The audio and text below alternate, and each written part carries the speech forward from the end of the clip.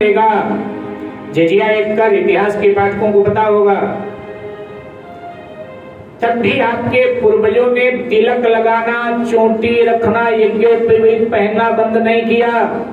बोले जजिया देंगे, शिखा रखेंगे, तिलक लगाएंगे, यज्ञोपवीत माने जनेऊ पहनेंगे। जजिया दिया। जो जजिया नहीं दे पाए बेचारे गरीब तबके के लोग, औरंगजेब ने किया क्या? चोटी कटवा दिया उनकी, चंदन पुछवा दिया, जनेऊ तुड़वा दिया।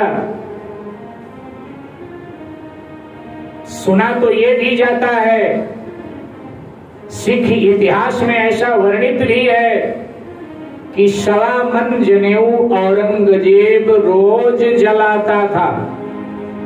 इसके बाद में वो नाश्ता पानी करता था। अब एक जनेऊ कितने वजन का होता है? एक जनेऊ कितने वजन का होता है? एक आरएसएस के साहब मुझे बताया था उन्होंने, लेकिन मेरे ध्यान से उतर गया। उन्होंने कहा कि महाराज हमने एक जनेऊ का तौल किया है, कुछ गणित उन्होंने बताया था कि इतना। तो वो कह रहे थे कि भाई फिर इतने हिंदुओं को या तो मार दिया जाता था अथवा उनको जबरदस्ती इस्लाम में कन्वर्ट कर लिया जाता था। 1.25 मन जनेऊ, आप कल्पना कर। लेकिन आज कोई जजिया हमारे ऊपर नहीं है। आगे की नहीं कह सकते हम, लेकिन आज कोई जजिया नहीं। अगर सावधान नहीं रहोगे तो जजिया नहीं आएगा, सावधान रहोगे तो जजिया नहीं आएगा। हाँ, सावधान हो गए तो जजिया आ सकता है। अगर सो गए तो जजिया आ सकता है। इसलिए चैन से सोना है तो मैं निवेदन करूं कि आप जाग जाइए, अभी समय बहुत है। आप जाग जाइए। मैं आपको भड़का नहीं रहा, जो वास्तविकता है वो बता रहा हूं कि आप जाग जाइएगा, चैन से सोना है। अगर जागे नहीं तो जजिया आ सकता है।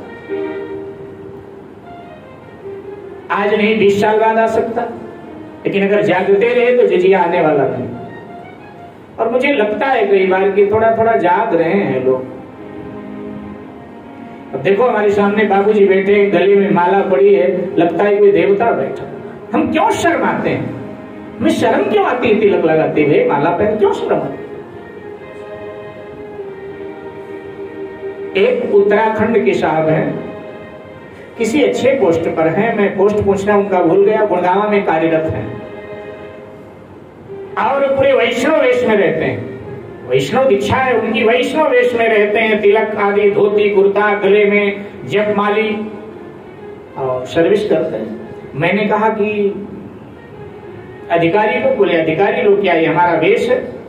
बोले एक सिख जब सर्विस करता है तो क्या पगड़ी नहीं बांधता? कहते ऐतराज हुआ था। मैंने कहा जो भी पगड़ी बांधता है, कृपाण भी तो धारण करता है, तो हमारा ये वेश है, हम हिंदू हैं। कहते हैं ऐसे लोग करने लगे तो अपनी संस्कृति की जय जयकार ना हो जाए। बोले हमें तो कोई परेशान नहीं। 1-2 बार टोका टाकी हुई, मैंने यही उत्तर दिया। इसके बाद में बात खत्म। हम तो इसी वेश में जाते हैं। हमने कहा काम करना है ना, काम हम पूरा ईमानदारी से करते हैं पूरा।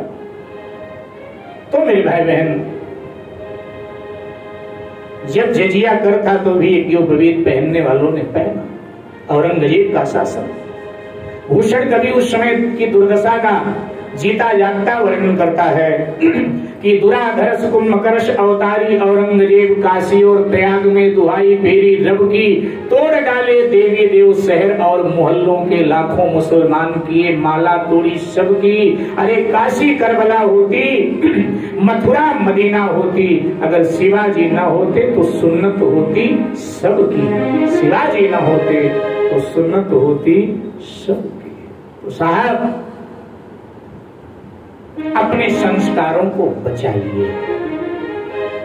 हाँ, पाश्चात्य सभ्यता का अंधा अनुकरण मत कीजिए। कई बार बहुत पीड़ा होती है मन को, जब जन्माष्टमी पर भी हम केक काटते हैं मंदिरों। ये केक हमारी संस्कृति है क्या? अभी तक आप घर में काटते थे अपने बच्चों के जन्मदिन पर, अब उसको मंदिर में ले आए, ठाकुर जी के जन्मदिन पर केक काट रहे। क्या ठाकुर जी को पसंद आता होगा ये सब? पाश्चात्य सभ्यता में अपने आराध्य को रंगना चाहते।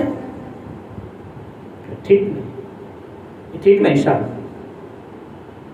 ध्यान देना, ध्यान दीजिए। मैं निवेदन किया करता हूं विशेषकर माताओं बहनों से, क्योंकि इतने दिनों तक भारत गुलाम रहा, लेकिन भारतीय संस्कृति और संस्कार माताओं बहनों ने संभाल के रखा। ये जीन्स भी पहन लेती हैं, लेकिन त्योहारों पर साड़ी भी पहनती हैं। ये साड़ी पहनना भूली नहीं है, साड़ी भी पहनना आता है, लेकिन आपने पैंट पहन लिया, भूल गए धोती पहनना। धोती पहनना नहीं आता है पुरुषों। अरे धोती क्या, कईयों को पैजामा भी बांधना नहीं आता। इसलिए मैं जिम्मेदारी माताओं बहनों पर छोड़ता हूं कि साल में 4 बार अपने बेटों को, अपने पतियों को भारतीय पोशाक पहना दिया करो। भारत माता की इतनी सेवा जरूर करो मेरी बहनों माताओं। कब कब? राखी पर, जब राखी बंधवाएं बेटे पोते पतिदेव, तो उनको भारतीय वेशभूषा में भारतीय कपड़े पहनाओ। आज पैंट शर्ट उतार दो, धोती कुर्ता नहीं तो कुर्ता पैजामा आज पहन लो, कुर्ता पैजामा पहन लो।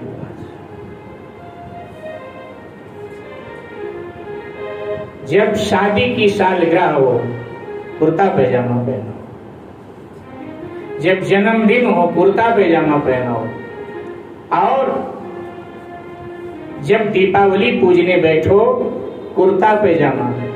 साथ में एक और निवेदन कर दूं, बच्चों का जन्मदिन, शादी की सालगिरह होटल में नहीं, ठाकुर जी के मंदिर में बनाओ, गीता भवन मंदिर में बनाओ। इतना बढ़िया हाल है, यहाँ बनाओ। भगवान के साथ अपने जीवन के उत्सवों को जोड़ो। 12 बजे रात को जन्मदिन मनाया जाता है क्या? ठाकुर जी तो 12 बजे प्रकट हुए थे तो मनाते हैं ठाकुर जी का, अन्यथा तो 12 बजे प्रेत बेला प्रारंभ हो जाती है, और प्रेत बेला में हम अपने बच्चों का जन्मदिन मनाते हैं। प्रेत बेला में जन्मदिन अशुभ माना जाता है, इसलिए प्रेत बेला में होटलों में मत मनाइए। मनाना है जन्मदिन तो भगवान के मंदिर में मनाइए। 4 पैसे मंदिर में मिलेंगे, धर्म प्रचार में लगेंगे, हम वहां होटलों में जाते। पता नहीं किस शान शौकत में हम डूब गए। ठीक नहीं सर। तो 4 बार केवल इतना जरूर करें, राम कथा से जरूर इतना लेके जाना। और जो गणेश लक्ष्मी की मूर्ति लाते हो ना हर दीपावली पर बदलने की हमने देखा है, दिल्ली में परंपरा है। पुराने वाले गणेश लक्ष्मी जी कहीं पीपल के नीचे पधरा दिए जाते हैं, लावारिस छोड़ दिए जाते हैं, नए वाले ले आए जाते हैं। पहली बात तो मूर्ति खंडित ना हो तब तक बदलनी नहीं चाहिए, क्योंकि शास्त्र कहता है 6 महीने जिस मूर्ति की आपने आराधना उपासना कर लिया उसमें प्राण आ जाते हैं, वो प्राण प्रतिष्ठित हो जाती है। तो इसलिए बदले ना। और अगर बदलना जरूरी है, ऐसा कुछ नियम आपका है, तो उनको ससम्मान कहीं प्रवाहित कर दीजिए। और जब नए गणेश लक्ष्मी लाएं तो ये ध्यान रखें, भारतीय माटी के बने होने चाहिए गणेश लक्ष्मी, चीनी माटी के नहीं। कि चीनी माटी के गणेश लक्ष्मी आपके पूजा घर में आए तो आपकी मनोकामना वो पूर्ण कर नहीं सकते हैं, क्योंकि आपकी भाषा उनके समझ में नहीं आएगी। जब आपकी भाषा उनके समझ में नहीं आएगी तो आपकी मनोकामना कैसे पूर्ण करेंगे? भाई भारतीय माटी ही तो आपकी भाषा समझेगी। इसलिए भारतीय माटी के बने हुए गणेश लक्ष्मी हमारे पूजा घरों में होने चाहिए। जिसको भारतीय कुम्हारों ने बनाया, भारतीय कलाकारों ने बनाया है, उनके हाथ का बना होना चाहिए, वही हमारी भाषा समझेंगे। मेरे भाई बहन, वशिष्ठ जी ने 4 भाइयों को यज्ञोपवीत दिया है, यज्ञोपवीत संस्कार किया है, और अब 4 को अपने साथ लेकर अपने गुरुकुल में गए साहब, और वहां उनका विद्या